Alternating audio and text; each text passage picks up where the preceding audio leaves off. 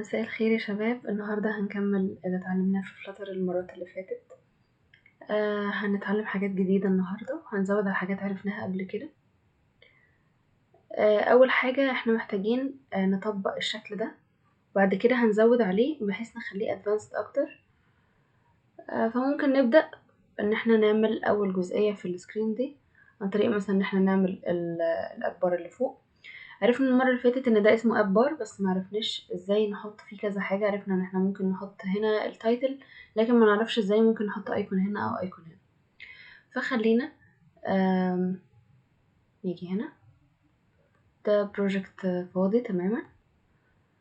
عند السكافولد احنا عارفين ان هو لو حبينا نحط اي حاجة دلوقتي في السكرين بتاعتنا، فبنكتب اتريبيوت اسمه body. تمام، بس مش ده اللي احنا عايزينه حاليا. احنا عايزين اتريبيوت اسمه اب بار، ده اللي بيقسم لنا السكرين بتاعتنا لجزء كبير هو اللي هنحط فيه كل حاجة، وجزء صغير فوق ده الأبار بتاعنا اللي نكتب فيه اسم الابليكيشن أو غيره. الاتريبيوت ده بياخد برضو أبار زي ما عرفنا المرة اللي فاتت. لو حصل ايرور زي ده فده بيكون سببه كلمة كونست اللي هنا، ممكن نشيلها وهيبدأ يظهر عندنا عادي.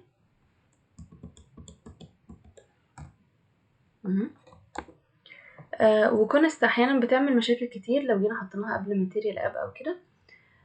احنا عارفين في دارت ان كونست اللي بتعمله ان هي بتثبت قيمة معينة، ان هي مش ممكن تتغير، مش ممكن تكون حاجة متغيرة، هي هتفضل ثابتة على طول. فبالتالي انا لو حطيتها قبل اي حاجة، لو حطيتها قبل ماتيريال اب، فانا كده بثبت ماتيريال اب بكل اللي جواها. والاب بار عندنا مش حاجة ثابتة، يعني احنا ممكن نثبت الحاجات اللي موجودة جواه. ازاي؟ عن طريق ان انا هديله تكست معين، تايتل معين، هديله ايكون معينة. يعني مثلا ده الاب بار، اوكي، ممكن ان انا اكتب هنا ان هو اسمه ماي اب، واثبت الايكون دي واثبت الايكون دي، واقول انها مستحيل تتغير في وقت ما.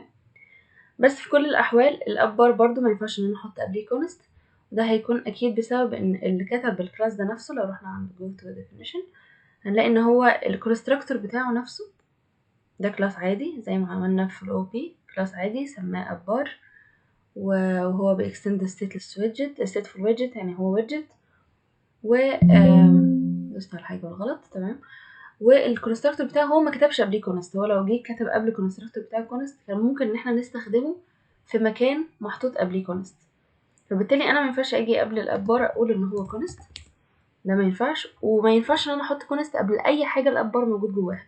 الابار موجود جوه السكافولد، والسكافولد موجوده جوه الماتيريال اب، فبالتالي انا ما ينفعش احط كونست على اي حاجه من دي. ونفس الكلام مع الكونتينر، عشان لو حد جرب ان هو يحط كونتينر قبل كده وكان فيه كونست في مكان ما في الويدجت 3 دي وحصل له ايرور، ده هيكون بسبب ان الكونتينر والابار ما بياخدوش كونست. وفي بعض الويدجتس كده ما ينفعش انها تاخد كونست. تمام، فانا لو عملت دلوقتي سيف المفروض ان هو هيظهر هنا اهو، ظهر بس لونه ابيض. فجواه ممكن نديله اتريبيوت التايتل اللي احنا عرفناه المره اللي فاتت. والتايتل ده لو وقفنا عليه هنعرف ان هو بياخد ويدجت، فممكن نديله دلوقتي الويدجت اللي اسمها تكست، ونكتب جوه ماي اب. اوكي، ممكن نخليها بولد عن طريق الستايل، تكست ستايل، نختار فونت ويت ونختار بولد، نعمل سيف. تمام، ظهر لنا هنا. لو بصينا هنلاقي ان هو ظاهر هنا على الشمال على طول، ظاهر هنا، بس احنا المفروض نحط قبليه ايكون اللي هي بالشكل ده، وفي هنا ايكون كمان. فالمكان اللي ممكن نحط منه الايكون دي اسمه leading. تمام، هننزل تحت التايتل خالص، تحت التايتل، وجوه الاب بار زي ما احنا هنكتب كلمة leading.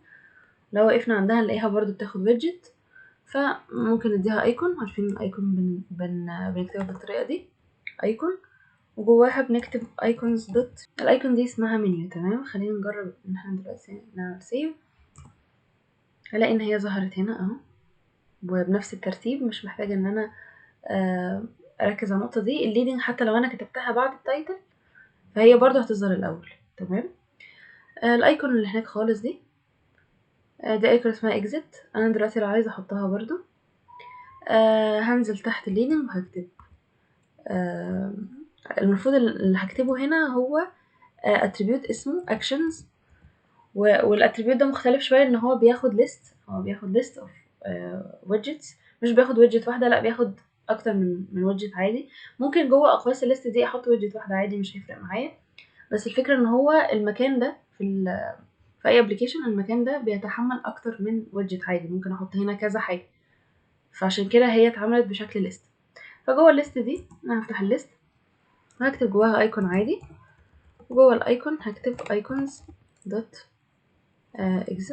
exit app، وهعمل سيف.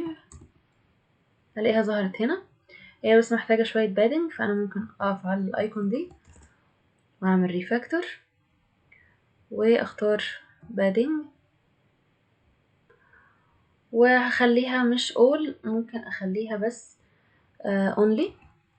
تمام، only دي احنا عارفين جواها ال4 حاجات دول. هختار right، نديها مثلا 12 وأعمل سيف. I think كده بقت كويسة جدا. تمام، فاضل دلوقتي ان احنا نخلي لون الاب بار اللون ده. فجوه الاب بار نفسه في اي مكان قبل تايتل بعديه مش هتفرق خالص، ادور على حاجه فيها color وهلاقي background color. تمام، هديله colors dot، اللون ده اسمه تيل، واي لون عادي مش هيفرق. تمام، عملت سيف بقى كده. واضح ان الايكون دي والايكون دي لونهم رصاصي مش اسود، فممكن نروح عند كل ايكون نغير لونها عن طريق ان احنا نعمل هنا كوما نكتب color. بس في طريقه احسن، وهو تحت الباك جراوند كولر في حاجه اسمها فور جراوند كولر، دي بتغير الوان الحاجات اللي محطوطه فوق الاب بار كلها. فممكن اديله colors دوت بلاك، هنخليهم لي كلهم بلاك دلوقتي. تمام، ممكن لو خليناه وايت هيبقى كده. فدي طريقه اسهل بكتير يعني ان احنا نغير الوان الحاجه اللي على الاب بار. ننقل بقى للجزئيه اللي تحت، وهي الجزئيه دي. واضح ان ده حاجه بتعبر شويه عن الكونتاكتس اللي عندنا مثلا في الموبايل. كل واحد هنا فيه الاسم بتاعه ورقم تليفونه وصورته، وفي هنا ايكون بتسمح لي ان انا اتصل بالكونتاكت دي. ونفس الشكل متكرر كذا مرة. واضح ان هو تحت فيه تاني، فبالتالي ده اكيد سكرول. فباللي عرفناه المرات اللي فاتت الموضوع بسيط خالص. واضح ان هو رو اهو عشان حاجة محطوطة جنب بعض. الرو ده فيه صورة وجنبه كولوم. الكولوم ده فيه اسم وتحتيه رقم تليفون، وفي مسافة هنا ممكن دي تكون سايزد بوكس ليه عرض معين او ويدث معين، وهنا في ايكون. تمام، والشكل ده اللي هو الرو كله على بعضه بيتكرر اكتر من مرة تحت بعض في كولوم. اي حاجة تحت بعض بتبقى كولوم. تمام، فخلينا نطبق ده واحدة واحدة. احنا محتاجين بقى نطلع بره الاب بار خالص ونكتب بقى الاتريبيوت اللي اسمه بودي جوه السكافولد زي ما احنا جواه اهو. ومحتاجين بقى نبدأ بحاجة. احنا ممكن نبدأ بالكولوم عشان عارفين ان في حاجات كتير تحت بعض، فممكن نحط كولوم بشكل مبدئي. وممكن بس نحاول ان احنا نعمل ويدجت دي الاول، وبعد كده نبقى ناخدها كوبي بيست ونحطها جوه كولوم، مش هتفرق، بس نحاول نعمل الشكل ده الاول. فانا شايفة ان احنا نبدأ نحاول نعمل الشكل ده الاول، وبعد كده نبقى ناخده كوبي بيست ونكرره زي ما احنا عايزين. انا عملته اوريدي، مفيهوش حاجة جديدة. كل اللي انا عاملاه اخدناه قبل كده، مفيهوش حاجة جديدة. انا مديه بس الاول بادنج. البادنج ده بمقدار 8 من الاطراف كلها، من فوق ومن تحت ومن اليمين ومن الشمال. وجوه البادنج ده في رو. تمام، الرو ده هو اللي حواليه البادنج من فوق ومن تحت ومن اليمين والشمال. والرو فيه 3 حاجات او 4. في 4 حاجات. في image dot asset، عندي هنا الصورة بتاعتي دي اول حاجة موجودة في الرو. جنبها في سايز بوكس. تمام، لو محسبناش السايز بوكس فهم 3 حاجات، لو حسبناهم هيبقوا اكتر. في هنا سايز بوكس صغير خالص هنا بيدي بس مسافة ما بين الصورة وما بين الجزئية دي. تمام، وبعد كده الجزئية دي عبارة عن كولوم عشان هما حاجتين تحت بعض، فيبقى كولوم. ادي الكولوم اهو. الكولوم ده جواه حاجتين، التشيلدرن بتوعه حاجتين، 2 تكست عادي جدا، النيم والنمبر. تمام، ممكن بدل ما نكتب نمبر نكتب كده دلالة على الرقم. وبعد كده في سايز بوكس كبير جدا اللي هو مدي المسافة دي كلها. وملحوظة المسافات دي يا جماعة مختلفة من ايميليتور للتاني ومن جهاز للتاني، فمش شرط عشان انا كاتبة الرقم ده ان انتوا كمان لازم تكتبوا ده. على حسب الجهاز اللي انتوا شغالين عليه المقاسات بتظبطوها حسب الجهاز نفسه. تمام، وبعد كده احنا محتاجين نعرف في المستقبل ازاي نعمل مقاسات تبقى ريسبونسيف وتشتغل على كل الابليكيشنز، لان احنا مش بنعمل ابليكيشن لجهازنا دلوقتي بس. تمام، بعد المسافة الكبيرة دي عندنا الايكون دي، ايكون اسمها كول وبس. دي الويدجت بتاعتي، ده الرو بيكتب بالكود ده، مفيش اي حاجة جديدة خالص. طيب احنا دلوقتي لو عملنا سيف، خلينا نعمل سيف الاول، هيظهر لنا بالشكل ده. واضح ان المسافة هنا عندي كتير، فممكن اقلل المسافة دي، خليها مثلا 200 كده بقت تمام. عشان كده بقول لكم المقاسات بتختلف يعني. بقى عندي بالشكل ده. انا ممكن دلوقتي الويدجت بتاعتي دي اللي هي الموجودة لوحدها جوه البادي، هي ويدجت واحدة متحوطة ببادنج. ممكن اخد البادنج ده اقفله، ممكن اخده كده كوبي، تمام، ممكن اخده كوبي واعمل للويدجت دي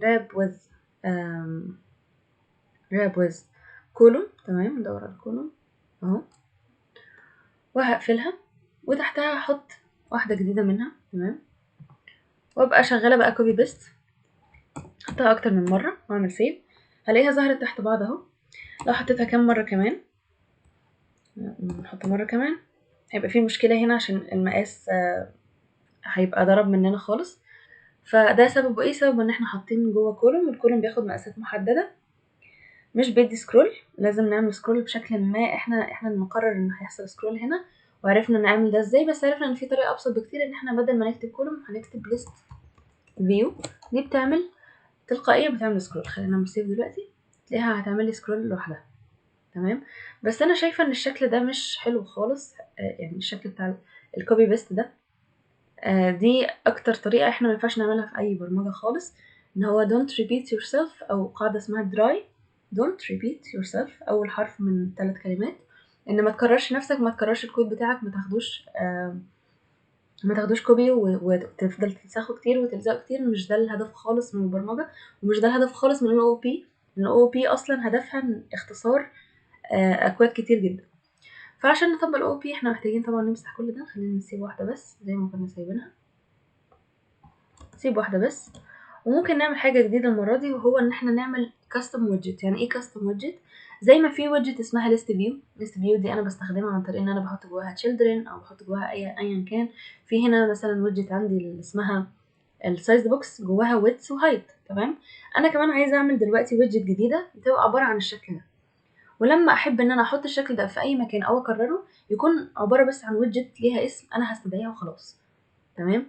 زي لما كنت بعمل كاستم داتا تايب، لما كنت بقول لو انا عايزه اسيب كات او دوج، ما عنديش حاجه تسيبهم لي، بس انا هعمل حاجه جديده تسيبهم لي بالطريقه اللي انا عايزاها.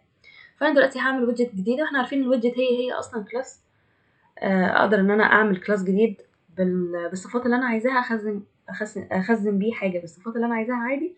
وبالتالي هقدر اعمل ويدجت، لان الويدجت برضو كلاس، تمام. فاحنا هنروح لاول اول حاجه عندنا في الويدجت هي البادنج. مش هناخد ليست فيو كمان، الليست فيو دي الحاجه اللي هتحوطهم كلهم. احنا عايزين بس الرو ده، الرو بالبادنج بتاعه، تمام. فهنيجي عند البادنج وهنعمل ريفاكتور برضو. هلاقي ان في حاجه هنا اسمها اكستراكت ويدجت. لو دوست عليها هيطلب مني اسم الويدجت دي. يعني هي حرفيا انا دلوقتي بعمل ويدجت جديده مكونه من كذا ويدجت جواها، تمام. خلينا نخلي اسمها مثلا افاتار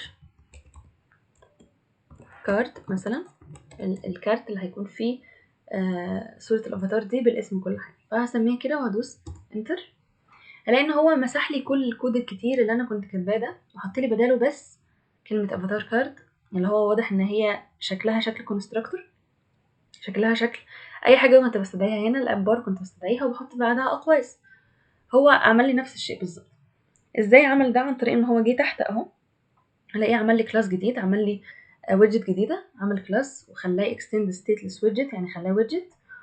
وعمل له كونستراكتور فاضي عادي، بما ان الكونستراكتور هنا فاضي في سوبر دوت كي، دي مش مهم خالص، ستيل هو كده فاضي برضو. وعشان هو فاضي فهنا مفيش حاجه جوه الاقواس، ولو حاولت ان انا اكتب اي حاجه مش هينفع، ان هو فاضي، تمام. والميثود بتاعت البيلد بتاعته، هلاقي ان هو حط لي فيها الحاجه اللي انا كنت كاتباها من شويه. هلاقيه بالريتيرن البادنج وجواه كل الكود اللي انا كتبته.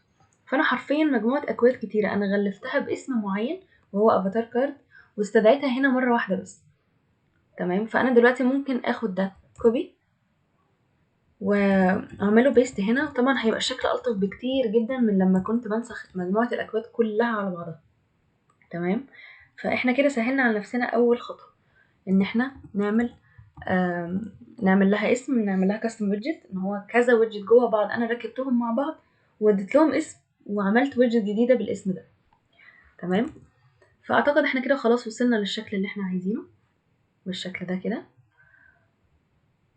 ولكن عندنا طريقة تانية ممكن نقدر نطبق بيها ده. انا دلوقتي لو انا عندي 200 فريند، هو طبعا كلهم اكيد لازم الصورة هتتغير والاسم هيتغير، مش هيبقوا كلهم بنفس البيانات، واللي انا بعمله هنا ده هخليهم بنفس البيانات، بس السكرين دي جايبه ان هم بنفس البيانات، فخلاص خلينا نتماشى معاها. تمام. وبعد كده نعرف ازاي نغير البيانات.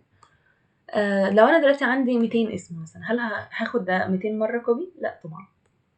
ففي حاجه عندنا اسهل، بدل الليست فيو ممكن امسح الليست فيو خالص، اسيبها كده، وبدل ما احط الاقواس بتاعتها على طول، لا هلاقي في حاجه اسمها ليست فيو دوت بيلدر.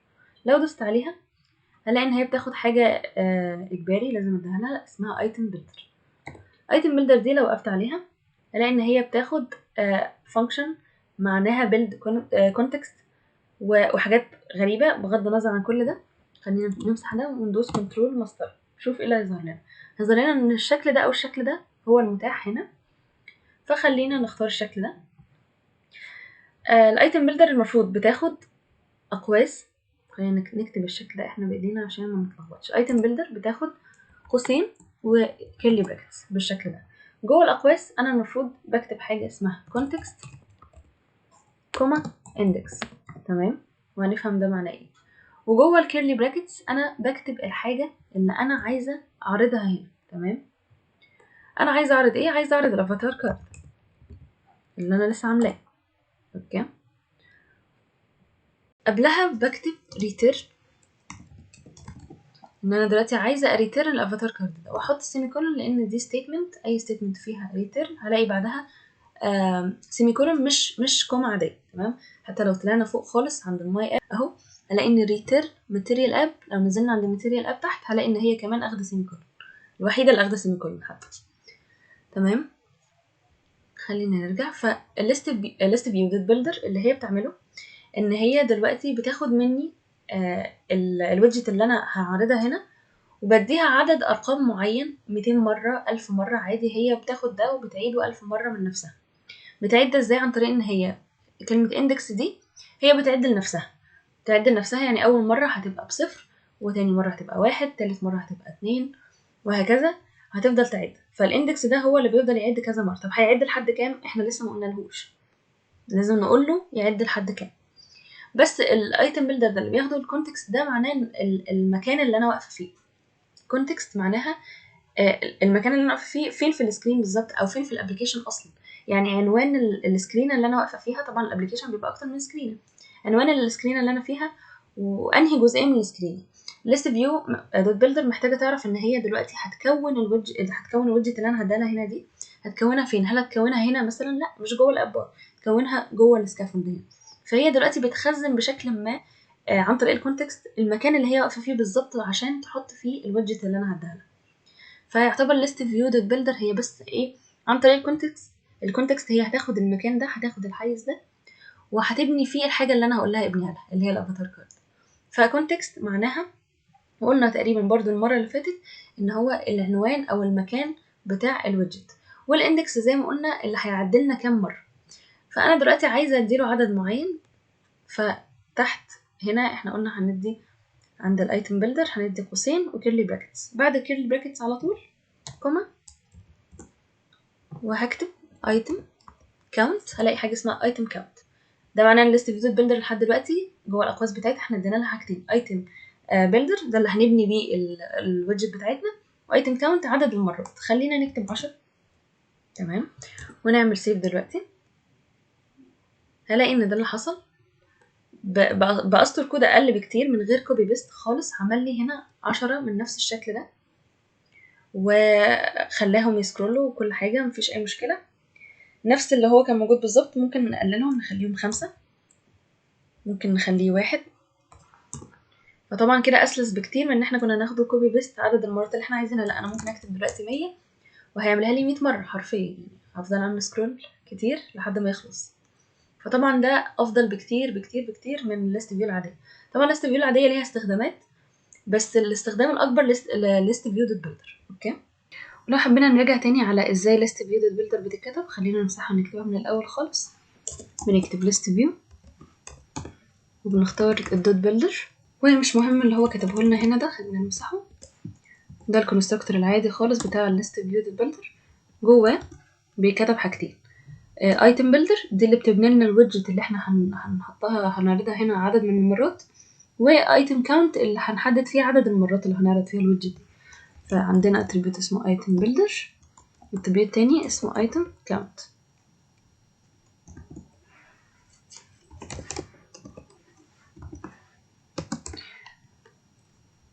جوه الايتم بيلدر بنحط anonymous function يعني قوسين واتنين كيرلي براكتس. جوه القوس ده بنكتب context عشان نحدد المكان اللي احنا واقفين فيه، واندكس عشان نحدد عدد المرات اللي هو هيبدأ يعدها في كل مرة هيبني فيها الويدجت اللي انا هعمل لها ريتيرن فين هنا جوه الكيرلي براكتس. فهاجي جوه الكيرلي براكتس هفتحها وهكتب ريتيرن، والويدجت بتاعتي اللي انا عايزة اعرضها اللي هي احنا سميناها افاتار كارد، وما انساش السيمي كولن. الايتم كاونت ممكن احط اي رقم وبس. ده الشكل بتاع الليست فيو. زي ما شفنا في الاول خالص لما بكتب ليست فيو دوت بيلدر بيديني ده بس ان هو اجباري لازم اكتب هنا اي حاجه، لازم ادي قيمه للاتريبيوت ده الايتم بيلدر. لكن الايتم كاونت كان عادي ممكن اشيله خالص ما كانش هيحصل اي حاجه. فانا لو شلت الايتم كاونت ايه اللي هيحصل؟ اللي هيحصل ان انا هيتعرض لي الافاتار كارد دي عدد لا نهائي من المرات، يعني حرفيا هعمل سكرول الى ما لا نهائي، مفيش مره هيقف فيها، ان هو حرفيا هيفضل يعمل لها بيلد في كل مره انا هعمل فيها سكرول، مش هيوقف. تمام، فنفتكر ان احنا نحط الايتم كاونت، وهيبقى بعد كده الموضوع اسلس لان مش احنا اللي هنحدد الرقم. بعد كده هيبقى جاي لنا مثلا الليست دي فيها الفريندز بتوعي كلهم، كل فريند ليه الصوره والاسم والرقم. فانا هاجي عند الايتم كاونت هنا هحط ان الليست دي خد اللينس بتاع الليست دي وابني عليه، مش انا اللي هحدد عدد الفريندز كام، يعني هيبقى على حسب الاصدقاء اللي انا اوريدي ضايفاهم عندي. تمام، هنيجي لده كمان شويه. خلينا نخش على الصوره اللي بعدها. الصوره اللي بعدها كده اللي اتغير هنا واضح ان الصور اتغيرت. تمام، هو كده كده الصور انا كلها حطاها في الاسيتس زي ما اتعلمنا المرات اللي فاتت في الويب سبيك دوت يامل. جايه تحت كلمه فلاتر هنا على الصف بتاع يوزز ماتيريال كاتبه كلمه اسيتس نقطتين، تحتها ايمجز بنفس المسافات بالظبط، المسافات مهمه جدا. تمام، دي بتبقى مسافتين ودي بتبقى مسافه واحده. فانا ضايفه الصور اوريدي. فاللي اتغير هنا ان الصور مختلفه، فطبعا انا كل مره في ليست فيديو بيلدر مش هعمل ريتيرن الافاتار كارد بس، لا لازم اغير بقى فيها شويه حاجات، اغير فيها الصوره على حسب كل مره والاسم، وعلى اعتبار ان الرقم كمان هيتغير بس احنا سايبينه فاضي. فدلوقتي اللي احنا محتاجين نعمله ان احنا نعمل نفس الشكل ده بالظبط ولكن هنغير فيه الصوره والاسم. طب ازاي نعمل ده؟ احنا عايزين في كل مره نعمل فيها ريتيرن الافاتار كارد ده يبقى بصوره مختلفه وباسم مختلف. فده معناه ان احنا محتاجين جوه الافاتار كارد يكون في حاجه متغيره، صح؟ يعني الصوره اللي جوه الافاتار كارد دي ما ينفعش تفضل ثابته، لازم تكون متغيره. ليه؟ لان هي هتتغير فعلا. نفس الكلام مع النيم، نفس الكلام مع الرقم، بس احنا ممكن نسيبه فاضي دلوقتي ان احنا كده كده مش هنغيره. فاحنا محتاجين اول خطوه نيجي جوه الافاتار كارد الكلاس او الويدجت بتاعتنا دي ونعمل متغير جديد باسامي الحاجه اللي هتتغير اللي هي ايمج والنيم. تمام، فالنيم هيبقى نوع string، والايمج كمان هيبقى نوعها string عشان احنا دي بالنسبه لنا كده الايمج اليو ار ال بتاعها. هكتب كده ايمج. تمام، وجوه الكونستراكتور بعد السوبر دوت كي اللي انا ممكن امسحها خالص عادي جدا مش هيحصل اي حاجه، ممكن امسحها. جوه الكونستراكتور اللي هو فاضي تمام وفي كيرلي براكتس هنا، فواضح ان الاتريبيوت هيبقى named زي ما شفنا في الاو بي. هنكتب required this name، نحط كوما required this image. الايرور اللي حصل هنا بسبب الكونست. الكونست هنا بيقول ان الكونستراكتور ده الحاجه اللي فيه ثابته ازاي؟ هي المفروض هنا متغيره، احنا اصلا عاملين فاريبل عشان هي هتتغير. اللي يقصد الكونست يقصد ثابته بمعنى انا هاخد دلوقتي النيم ده وهثبته على كده، او هاخد الايمج وهثبتها على كده، وبعد كده الويدجت دي هتفضل محتفظه بنفس الصوره والاسم اللي انا هديهم لها. ف انا عشان اكتب كونست قبلها تمام مفيش مشكله، ده ممكن اكتب كونست، بس لازم الفاريبلز نفسهم يكونوا فاينل علشان هم لسه هياخدوا القيمه بتاعتهم كمان شويه. فانا عشان احل الايرور ده يا اما هاجي قبل كل داتا تايب اكتب قبلها كلمه فاينل بالشكل ده والايرور هيروح، يا اما هشيل الفاينل وهشيل كمان الكونست من قبل الكونستراكتور. تمام، برضو الايرور هيروح. بس لو شلنا الكونست من قبل الكونستراكتور فانا لما اجي استدعي دي هنا ما ينفعش احطها جوه حاجه فيها كونست، يعني ما ينفعش قبلها كده اكتب كلمه كونست ولا احط كونست دي فوق اي حاجه هي موجوده فيها. يعني ديستريبيوتد بيلدر موجوده في البادي ايه بادي السكافولد، خلاص يبقى هنا كمان ما ينفعش اكتب كونست، والسكافولد جوه الماتيريال اب يبقى هنا كمان ما ينفعش اكتب كونست. تمام، فالكونست لازم بيثبت كل اللي تحتيه حرفيا، وانا ما دام شلت كونست من قبل الافاتار كارد يبقى هي عمرها ما هتبقى كونست، عمرها ما تبقى ثابته. لازم الكونستراكتور بتاعها يكون ثابت الاول عشان اعرف اثبتها.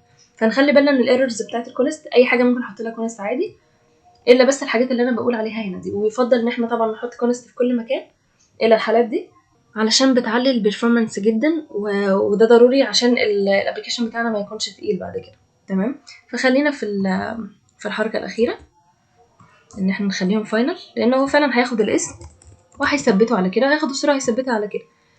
ممكن حد يقول لي لا هي هتتغير، لا هي مش هتتغير في الويدجت نفسها، يعني دي ويدجت تمام بالشكل ده ويدجت هيبقى ليه صوره مميزه عن كل اللي تحته واسم مميز عن كل اللي تحته، بس هيفضل ثابت على كده. هل هيجي بعد كده الاسم او الصوره دول هيتغيروا في نفس الويدجت دي ولا هيتغيروا في الويدجت اللي تحت؟ ما دام هيتغيروا في اللي تحت يبقى دي مختلفه عن دي. تمام، احنا بنتعامل مع كل واحده لوحدها.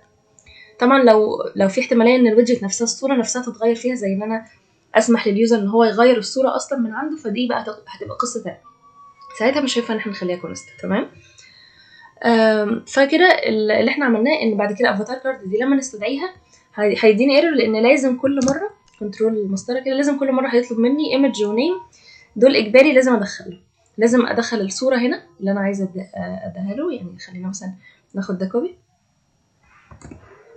ونحطه هنا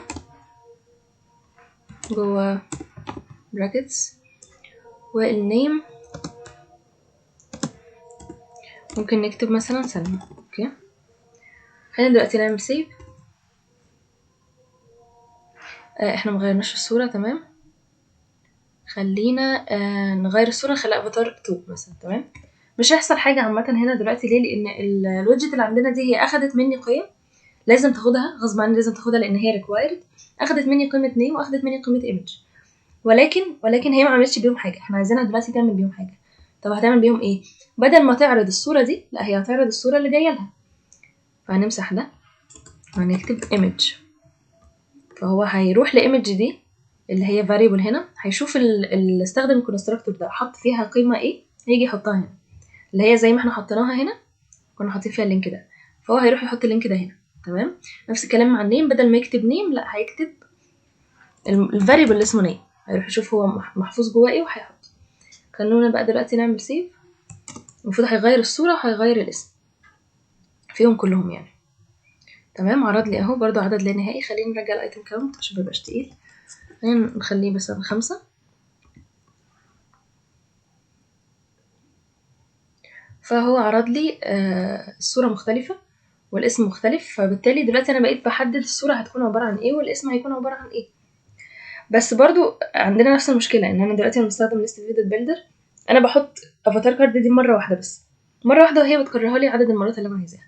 ففي كل مرة لو انا حطيت صورة معينة هيكررها لي هي نفس عدد المرات. انا عايزة كل مرة تكون مختلفة. كل مرة تكون مختلفة ازاي؟ لازم يبقى عندي ليست. تمام، لازم يكون عندي ليست فيها كل الفريندز بتاعتي اللي انا عايزه اعرضهم هنا، كل واحد بصورته وباسمه وبرقمه. فالليست دي هتشيل ايه يعني؟ هل دلوقتي احنا محتاجين ليست دلوقتي تشيل البيانات بتاعت كل فريند؟ تمام، علشان نعدي على الليست دي واحده واحده بلوب. تمام، هنعدي الليست دي واحده واحده بلوب، وهنشوف اول فريند اسمه ايه وصورته ايه ونعرضهم، بعد كده تاني فريند اسمه ايه وصورته ايه ونعرضهم، وهكذا. طب الليست دي هتشيل ايه؟ لازم تشيل حاجه تشيل بيانات الفريند، وانا ما عنديش حاجه تشيل بيانات الفريند. احنا عارفين دلوقتي احنا عندنا ايه اللي نقدر نخزن بيه بيانات، الداتا تايبس اللي هي string وانت ودبل وغيره. فالحاجات دي كلها بتشيل قيم واحده. لما عاوز ان انا اعمل حاجه تشيل كذا قيمه مع بعض، ساعتها انا بعمل ايه؟ المفروض اللي بعمله ان انا بعمل كلاس جديد، بعمل داتا تايب جديده خالص تشيل الحاجات اللي انا عايزاها تشيلها. ففي الحاله دي هنلجا ان احنا نعمل كلاس جديد او اوبجكت جديد زي ما عرفنا في او بي، وخلينا نعمله في فايل تاني خالص. هنيجي مثلا نعمل هنا وهنكتب friend model. موديل هي اي حاجه بتعرض حاجه، يعني دلوقتي المودلز البني ادمين يعني بيعرضوا مثلا هدوم او كده، ده هيبقى موديل بيعرض بيانات معينه. او ممكن نكتب friend class او friend object، مش هتفرق خالص، بس موديل يعني اللي هيعرض لنا بيانات الفريند ده. اوكي، مننساش كلمه طبعا دوت دارت. في فايل جديد هعمل كلاس، الكلاس ده هسميه friend والكيرلي براكتس وبس كده. انا كده عملت كلاس جديد لو ناسين يعني الاو بي. جواه هكتب اتريبيوتس معينه انا عايزه اخزنها عن الفريند ده. الفريند ده هيبقى عندي عباره عن ايه؟ يبقى عباره عن صوره واسم ورقم، مظبوط. ممكن بعد كده يبقى عباره عن حاجات تانية زي عنوان او غيره، بس هو حاليا هو 3 حاجات دول. فانا هعمل variables يخزنوا ال3 حاجات دول جوه الكلاس. مثلا هعمل string name و string image و string برضو phone number. اوكي، وهعمل constructor عشان الايرور ده يروح. constructor ده بيبقى نفس الاسم بتاع الكلاس برضو عشان حد ناسي، بيبقى بالشكل ده. بحط هنا سيمي كولون وجواه بحط الكيرلي براكتس دي عشان يبقى اوبشنال، عشان يعني مش يبقى اوبشنال، قصدي يبقى named parameter. وجواه هكتب بقى، هفتح وهكتب required this name required this image و required this phone number. اوكي، انا كده عملت كلاس جديد. الكلاس ده هو هيبقى كونتينر او حاجه بتحتوي بيانات الفريند، هيبقى اخزن فيها. انا بعمل دلوقتي داتا تايب جديده هخزن فيها بيانات الفريند ده، علشان بعد كده يبقى كل فريند عندي عباره، يعني مثلا فريند واحد عندي اسمه ورقمه وصورته، وفريند 2 اسمه ورقمه وصورته، وهكذا. مش هعرف اخزن بيانات متفرقه او الصوره لوحدها والرقم لوحده. ممكن بعد كده لو خزنتها بالشكل المتفرق ده الاقي ان صوره الشخص ده محطوطه على رقم الشخص ده، فما ينفعش. تمام، فانا كده عملت داتا تايب جديده اقدر اخزن بيها الكونتاكتس اللي عندي او الفريندز اللي عندي. تمام، فانا دلوقتي عملت موديل يشيل لي البيانات بتاعه الفريندز بتوعي بحيث اقدر ان انا اخزن كل واحد باسمه وصورته. خلونا بس نحط الويدجت دي في فايل تاني عشان نحط كل حاجه لوحدها في فايل. شيل الويدجت دي خالص، هيعمل ايرور طبعا ان هو معتمد انها ويدجت موجوده اوريدي جوه الليب فولدر. هكتب مثلا افاتار كارد، خلينا نكتبه بالشكل ده كارد دوت دارت، واجي هنا احط ده، اعمل له ايرور لان هو مش عارف اصلا يعني ايه stateless widget. هقف عندها وعند علامه اللمبه واختار material دوت دارت وهعمل سيف. انا كده حطيتها في فايل جديده. والافاتار كارد هنا مش هيبقى عارف هي ايه، فهعمل استدعاء للمكتبه الاقيها هنا اهي. بس كده كله تمام. فاحنا محتاجين يبقى كل حاجه موجوده في فايل لوحدها. هوم سكرين دي فايل احنا ما عملناهوش اصلا، كنت كاتبه فيه شويه حاجات وملوش لازمه، شويه همسحه. لكن احنا اللي عندنا المين اللي احنا كاتبين فيها كل حاجه دلوقتي، كان ممكن نقسمهم برضو زي المرات اللي فاتت. وعندنا الفريند موديل والافاتار كارد بس كده. تمام، دلوقتي تاني خطوه ان احنا عايزين نعمل ليست. تمام، ممكن ننزل بقى تحت خالص كده في اي مكان فاضي عادي، في اي فايل، حتى لو فايل جديد نعمل ليست. الليست دي هتشيل ايه؟ هتشيل الفريندز بتوعي. طب الفريندز بتوعي دول بخزنهم ازاي؟ بخزنهم بداتا تايب اسمها فريند انا اللي عاملاها. اوكي، فليست اوف فريند من نوع فريند هسميها ايه؟ هسميها مثلا فريندز. اوكي، فريندز دي هتساوي الاقواس بتاعه الليست والسيمي كولون. انا كده عملت ليست فاضيه. هو دلوقتي مش عارف ايه هي فريند، خلينا نستدعيه اهو، استدعناها كده. انا عملت ليست فاضيه، المفروض الحاجه اللي تتخزن جواها هي حاجه من نوع فريند. حاجه من نوع فريند يعني اوبجكت من نوع فريند اللي بيتخزن فيه اسم وصوره ورقم. تمام، فهفتح ده هنا كده. المفروض ان انا هخزن ازاي؟ هخزن ان اول حاجه عندي خالص، اول عنصر في الليست هستدعي فيه كونستراكتور فريند اهو. هلاقيه هو طالب مني ال3 حاجات دول. هديله النيم مثلا سلمى. اوكي، والايمج خلينا ناخدها من هنا، الايمج اهي هديها له هنا. والفون نمبر هديله الرقم ده، وهكذا. المفروض اجي هنا اعمل كوما واخد ده كله كوبي وانزل تحت الكوما اهو، واحط 2 3 4 5 زي ما انا عايزه، واغير بقى. هغير في الاسم وهغير في الصورة. فانا اوريدي عملت ده بشكل جاهز. خلينا نمسح كل ده. عملت بقى كذا موديل، كذا اوبجكت من فريند، وحاطه فيهم بيانات مختلفة في هنا اهو. خلينا ناخدهم كلهم كوبي. خلاص احنا كده مش محتاجين الفايل ده. خلينا نمسحه خالص. ده فايل انا ما عملتوش معاكم، مفيش مشكلة فيه يعني. فانا دلوقتي اخدت الاوبجكت دي، انا كنت عاملاها من الاول بس احنا فهمنا نعملها ازاي. هحطها هنا. فالليست دي بقت عبارة عن كذا فريند اهو، 1 2 3 كذا فريند.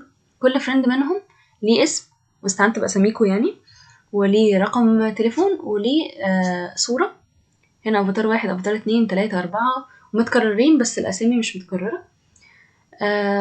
فكده الليست دي بتحتوي على عدد الفريندز دول. ممكن بعد كده اضيف عليهم، ممكن امسح منهم. الليست دي اصلا في العادي لو انا هعمل ابلكيشن بجد بيعرض لي هنا فريندز، فالاسامي دي كلها هتجيلي من بره. انا هاخدها من بره في الموديل ده، بس مش انا هكتبها بايدي يعني. دلوقتي كاتبينها بايدينا، لكن بعد كده هي هتجيلي من بره وهيتضاف عليها من بره، هيتمسح منها من بره.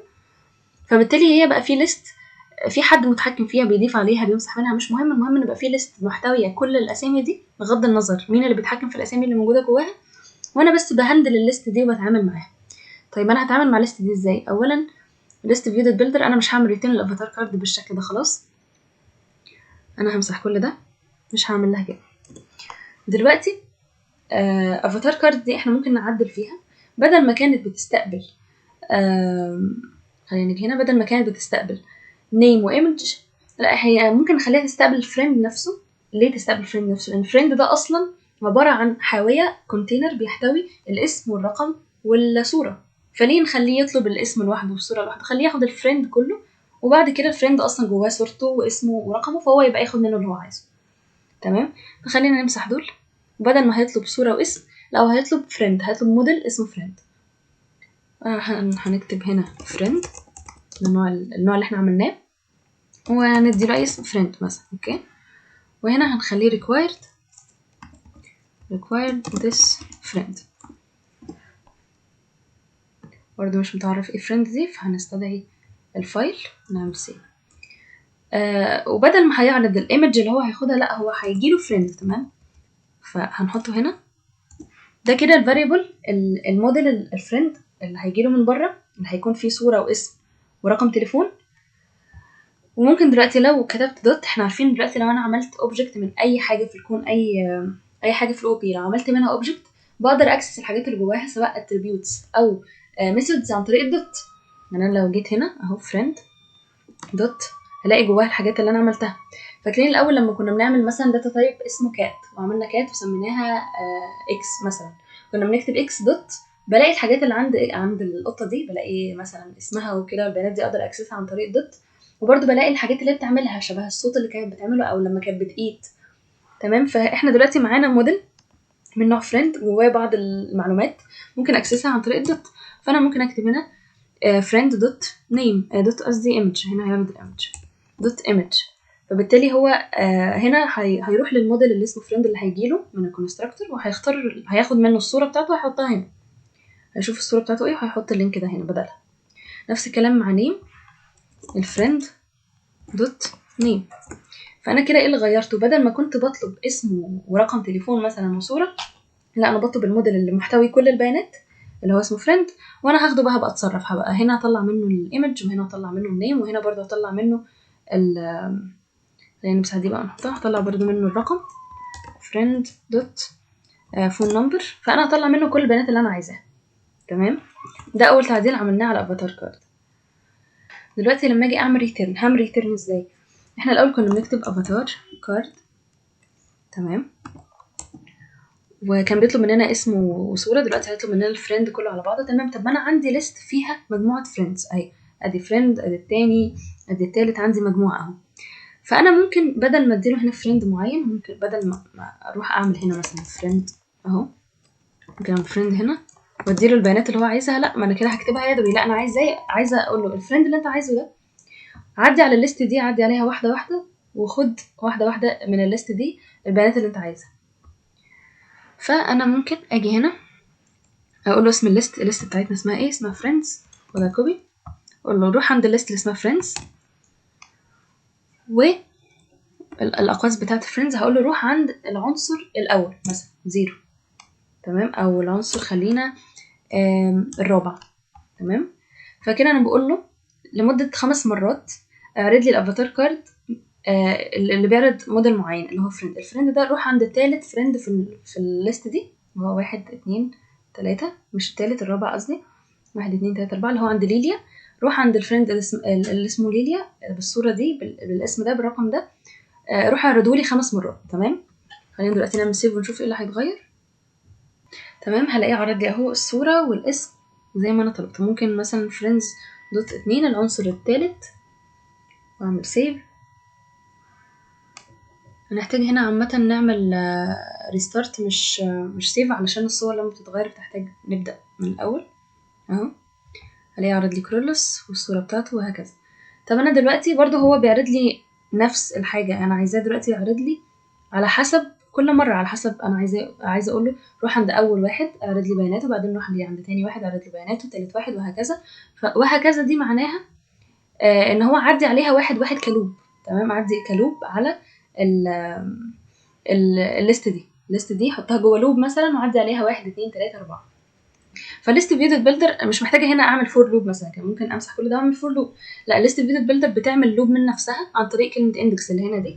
احنا قلنا اندكس دي هي بتعد لنفسها اصلا على حسب الايتم كاونت، يعني انا لو كاتبه ايتم كاونت 5 هي الاندكس دي هتعد لنفسها 5 مرات. ازاي؟ هتيجي هنا هي الايتم بيلدر كونتكست اندكس، تمام، هتعمل ريتيرن ده.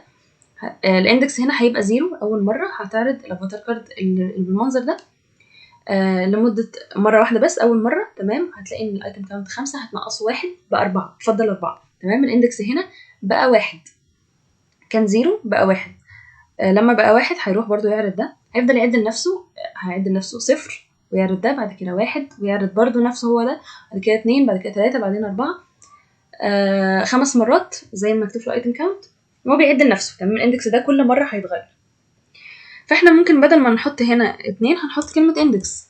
اندكس دي شبه الاي في الفور لوب، لما كنا نقول انت اي بيساوي 0 والاي اصغر من كذا اي بلس بلس، كانت الاي دي بتعد معانا مرة بمرة. الاندكس المرة دي هو اللي هيعد معانا بالايتم كاونت، مش محتاجين نكتب انت بيساوي اي ولا الجو ده كله. هنعمل دلوقتي سيف ونشوف ايه اللي هيحصل. خلينا دلوقتي نزود دول شوية، نخليهم 15 مثلا اهو. لقيته كل مرة عرض لي على حسب الاندكس بتاعي. الاندكس اول مره كان بصفر، هيروح يعرض لي بيانات الايتم رقم 0 في الليست. تاني مره بقى 1 هيروح يعرض ده، بعد كده 2 هيعرض ده، 3 هيعرض ده، هيكمل، تمام. لو جربت اعمل سكرول لتحت هلاقي عمل لي ايرور. ليه ايرور؟ لان الليست بتاعتي اصلا هنا مش 15، وانا هنا بقول له يعرض لي 15. انا ممكن اخليه يعرض لي اقل من الليست، لكن اكتر من الليست لا، مش هينفع، هيجيبهم لي منين؟ فهنا الحل ان انا بقول له روح للليست اللي اسمها فريندز اهي دوت لينس، شوف طولها كام او عدد العناصر اللي فيها كام واعرضهم لي. هعمل دلوقتي سيف وادوس هنا عشان يعمل كونتينيو عشان الايرور يروح. بعد كده هعمل كنترول اس من الاول، هلاقيه عرض لي على قد الليست بتاعتي، تمام. لو هي زادت، لو انا رحت زودت هنا او نقصت منها، هو هينقص ده العدد ده عادي ومش هيفرق معاه ومش هيحصل اي ايرورز، تمام. فاحنا كده عملنا تاني صورة. ممكن بقى نشوف تالت صورة والأخيرة. هلاقي إن هي نفس الشكل بالظبط، مفيش فرق، ولكن عايزة إن الكونتاكتس تترتب جنب بعض مش تحت بعض، تمام. احنا ممكن نخليها رو بدل الليست فيو أو بدل الكولوم، بس الرو هنا مش أنسب حاجة. احنا عايزين المختلف المرة دي ايه؟ المختلف إن أنا عايزة أحدد هنا عدد بس عناصر، عايزة يتحط 2 بس، أو عايزاهم 3 جنب بعض. أول ما يبقى فيه رابع لا نزلهولي تحت. فازاي ممكن اعمل حاجه زي كده؟ الرو كنت لازم هحط مثلا، هعمل ليست فيو او كولوم وهحط فيه 2 رو، هحط قصدي رو فيها عنصرين تحتها رو فيها عنصرين تحتها رو فيها عنصرين، فده مش هيكون كويس خالص وهيخليني افضل اعمل كوبي بيست كذا مره. لكن انا عايزه حاجه شبه ليست فيو كده، تعرض لي كل دول عادي، ولكن تعرضهم لي بالعرض وتكون على حسب العدد اللي انا عايزاه يبقى مثلا فيه هنا 2، تمام، ممكن اخليهم 3 يبقى تمام، 4 تمام، ولو هما 2 يبقى التالت ينزل تحت تلقائيا من غير ما انا اللي اقوله، من غير ما انا اروح اعمل رو فيها 2 بس او فيها 3 بس. لا، هو هيشوف لي انا عايزه كام وهيظبطهم لي، اوكي. فازاي بقى ممكن نعمل حاجه زي كده؟ انا اول حاجه محتاجه اعمل ويدجت جديده، عشان الويدجت دي احنا كنا عاملينها، كنا مجهزينها قبلها، كانت بالشكل ده. الويدجت دي شكلها مختلف طبعا، فلازم نعملها من الاول. نخلي الصوره، نخلي هو كولوم اهو، اول حاجه فيه صوره وتحتها اسم وتحتها رقم.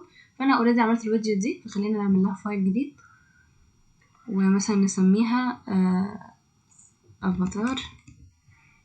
خلينا نسميها افاتار بس، مش افاتار كارد، عشان نفرق ما بينهم.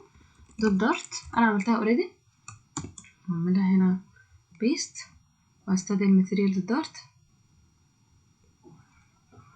شوف فين الايرور اللي فوق. اوكي، استدعي كمان ده، ونشرح بقى انا عملت ايه بالظبط في الويدجت دي.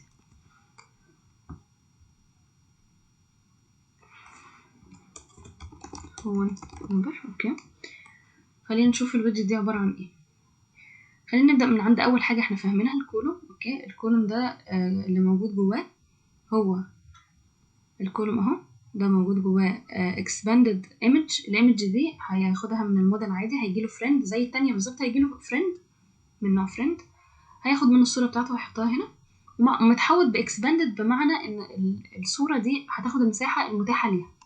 احنا خدنا اكسباندد في تاني تقريبا سيشن في فلاتر، عرفنا ان الاكسباندد اللي بتعمله ان هي بتقول للصورة خدي المساحة المتاحة ليكي.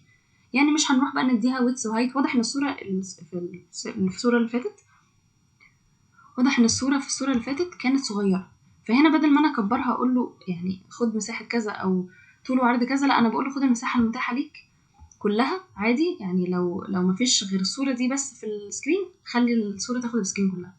لو الدنيا زنقت شوية وبقى في صورة تحتك وجنبك وهكذا، فخلاص خد المساحة المناسبة ليك بس. فعشان كده الكولوم فيه صورة متحوطة باكسباندد، وبعد كده فيه تو تكست، الاسم عادي جدا ومدياله ستايل ومفيش حاجة جديدة، وتكست تاني برضه فون نمبر ستايل مفيش حاجة جديدة. والكولوم ده نفسه انا محوطاه بكونتينر. كونتينر ده يعني انا هنا الكولوم ده، الثلاث حاجات اللي تحت بعض دي انا محوطاهم بكونتينر بس هنا، والكونتينر ده انا مدياه مارجن، يعني حاجات تخليه يبعد عن اللي حواليه. ده ممكن نحوطه ببادنج عامة، مش هتفرق خالص. يعني كان ممكن ان انا امسح الكونتينر بالمارجن كده واخليه بادنج، اخليه هنا بادنج. احنا عارفين طبعا برضو من السيشنز اللي فاتت الفرق ما بين المارجن والبادنج بالنسبه للكونتينر. فهو بس الفكره ان انا محوطاه بس بحاجه هنا هتخلي يبقى في مساحه بينه وما بين اي حاجه جنبه. اوكي، ومحوطاهم كلهم برضو باكسباندد عشان هم ياخدوا المساحه المتاحه ليه. ان بدل ما الصوره كانت هي اللي تكبر وتصغر، لا الكارت ده كله على بعضه يكبر ويصغر. ليه؟ لان انا ممكن اعرض هنا كارت واحد، ممكن اعرض 3 جنب بعض، فلما يتعرض 3 جنب بعض مش هما هيصغروا؟ هو دلوقتي حجمهم مناسب لكونهم 2 صح؟ انا دلوقتي عايزه اخليهم يتعرضوا 3 جنب بعض. 3 جنب بعض طبعا مش هيبقى في مكان، فلازم حجمهم يصغر. حجمهم يصغر ازاي؟ عن طريق اكسباندد. هي هتغير حجمهم وهتصغرهم وهتكبرهم على حسب المساحه المناسبه ليه. تمام، فاكسباندد متحوطه بيهم كلهم عشان في الاخر تاخد الشكل ده تصغره لو ما بقاش في مكان ليه. لو بقى في هنا مثلا 3 ولا 4 جنب بعض، هي تصغر المساحه. لو بقى في واحد بس خلاص هتكبر المساحه. اوكي، فده شكل الويدجت بتاعتي عادي. انا دلوقتي بقى محتاجه اعمل نفس اللي انا عملته المره اللي فاتت بالظبط، بس بدل ليست فيو دوت بيلدر هستخدم حاجه شبهها علشان تعرض لي ده. عندي هنا، خلينا نمسح بس كل ده، سيب الليست زي ما هي لان احنا محتاجين البيانات اللي فيها. نمسح ليست فيو، هلاقي في حاجه عندي اسمها جريد فيو.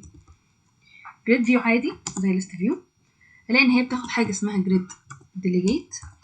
شوف نقف عليها شوف هي بتاخد ايه. لان هي بتاخد حاجه اسمها سليفر جريد ديليجيت، برضو كنترول المسطره نتاكد اكتر. شوف هيعرض علينا ايه. هلاقي ان هو بيعرض علينا كذا حاجه يعني. فالحاجه اللي احنا محتاجين نعرفها النهارده هي سليفر جريد ديليجيت with fixed cross access count. تمام، هو اسمها طويل انا عارفه، ولكن يعني احنا محتاجين هنحفظه بس.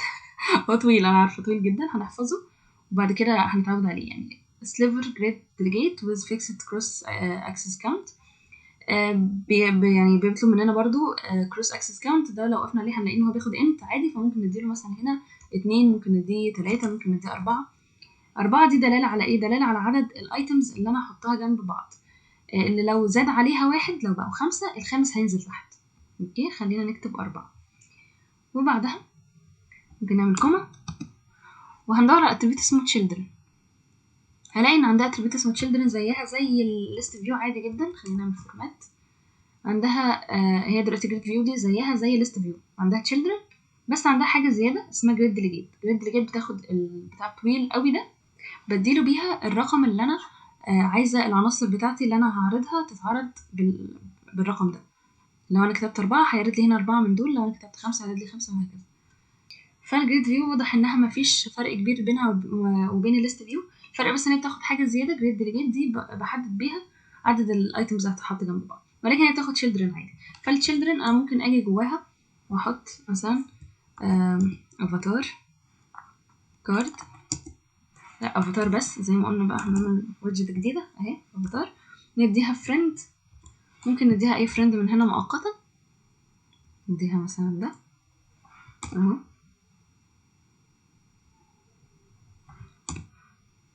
تمام، وناخده بقى كله كوبي بيست، لان زي ما احنا عارفين ليست فيو او الجريد فيو او اي حاجه فيو بس مش بيلدر لازم بقى نديها حاجه كوبي بيست، لازم نفضل نكتبها كده.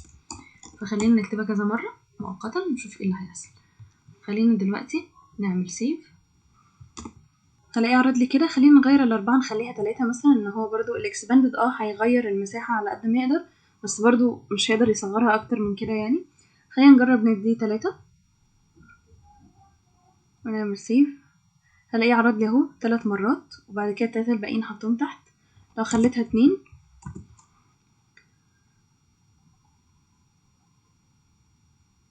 هلاقيه عرض لي 2 2 اهو، والباقي نزلهم تحت. لو خليتها 1 مثلا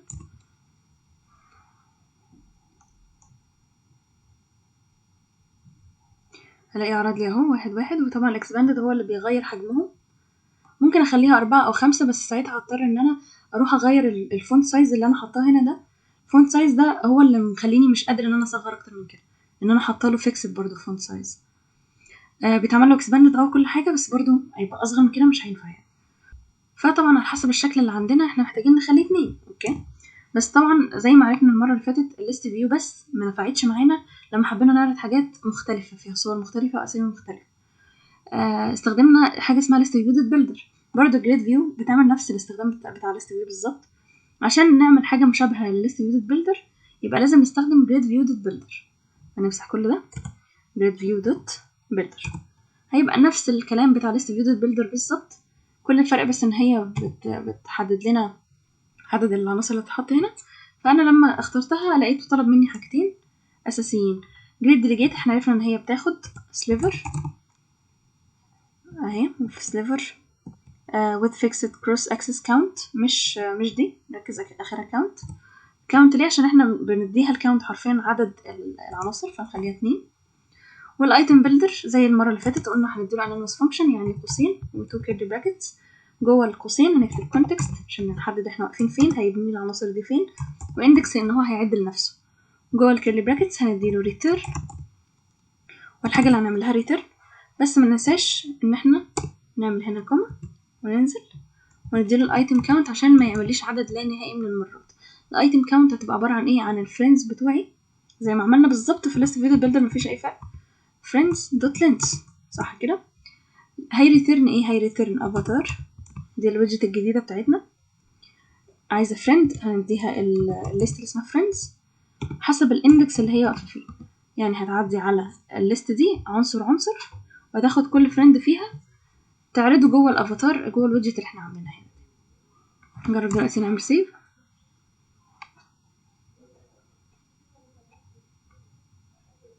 هلاقيه عرض لي اهو الصور بشكل مختلف والاسامي.